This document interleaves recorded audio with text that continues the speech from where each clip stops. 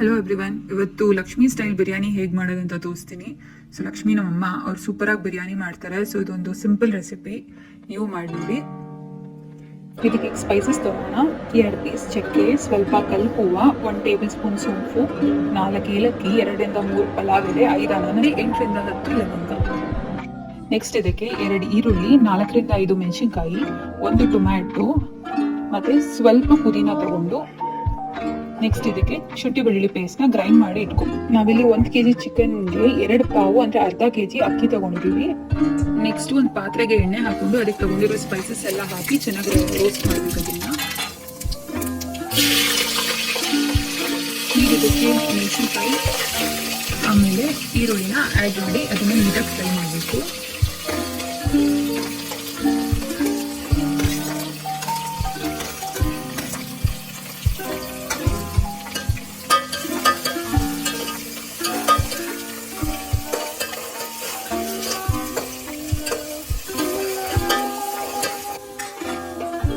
ಅದು ಫ್ರೈ ಆದಮೇಲೆ ಇದಕ್ಕೆ ನಾವು ತಗೊಂಡಿರೋ ಪುದೀನ ಏನಿದೆ ಅದನ್ನ ಆ್ಯಡ್ ಮಾಡಬೇಕು.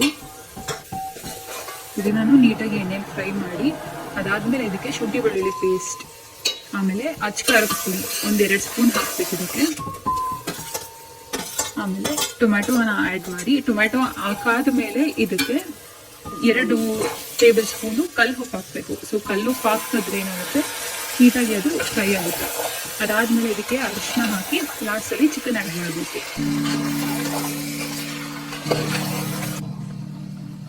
ಸೊ ಇದನ್ನ ಸ್ವಲ್ಪ ಹೊತ್ತಾಗಿ ಬೇಯಕ್ಕೆ ಬಿಡಬೇಕು. ಸೊ ಎಣ್ಣೆ ಎಲ್ಲ ಬಿಟ್ಕೊಂಡ್ಮೇಲೆ ಇದಕ್ಕೆ ಗರಂ ಮಸಾಲ ಮತ್ತೆ ಮೊಸರನ್ನ ಆ್ಯಡ್ ಮಾಡಬೇಕು.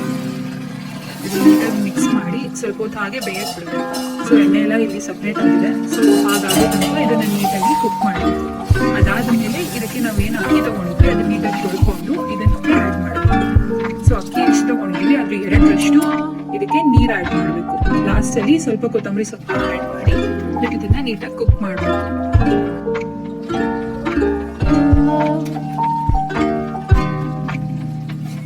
ಇದನ್ನ ಅವಾಗ ಸ್ವಲ್ಪ ಹೀಗೆ ಮಿಕ್ಸ್ ಮಾಡಿ ಹಾಗೆ ಸಿಮ್ಮಲ್ಲಿ ಇದನ್ನ ನೀಟಾಗಿ ಬಿಡಿಸಿ.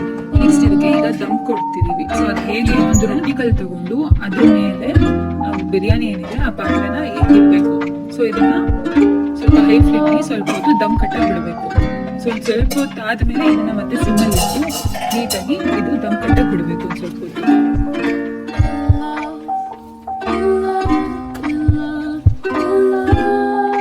ಸೊ ಅದು ದಮ್ ಕಟ್ಟಾದ್ಮೇಲೆ ಬಿರಿಯಾನಿ ಏನಿದೆ ಅದು ನೀಟಾಗಿ ಕುಕ್ ಆಗಿರುತ್ತೆ.